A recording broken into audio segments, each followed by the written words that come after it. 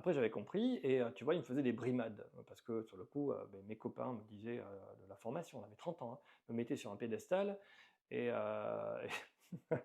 lui ça lui plaisait pas, alors il me brimait un peu, tu sais, avec des petits pics comme ça, moi je disais rien, je m'en fous, hein. Parce que c'est lui-même qui nous a appris que, quand tu es agressé, si tu es une victime, dans une société normative classique, quand tu es une victime, la woke culture, hein, tu dis, ben voilà, je souffre de cette situation qui n'est pas normale, et ben tu seras protégé par le groupe en fait.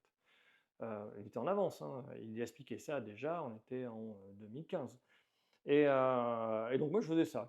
Oui, oui, ok, je dis rien. Les autres vont bien se rendre compte à un moment que ben, je suis des formes de brimade, et sur le coup, ben, j'ai juste rien à faire. Mais ça va se faire tout seul. Et c'est ce qui s'est passé. Au final, ben, les copains étaient très proches de moi. Moi, j'ai toujours été la même forme de relation, de respect, tu vois, mais y a pas, je ne le mets pas sur un piédestal. Et à la fin, en fait, ce qui s'est passé, c'est que ben, même lui a compris que je n'étais pas quelqu'un qui était imbu de moi-même et qui pensait être meilleur. Ça dépend pourquoi. Mais qu'en réalité, ben, je m'en fichais, quoi, et je le jugeais pas. Moi, j'étais là pour recevoir son savoir. Il avait accepté.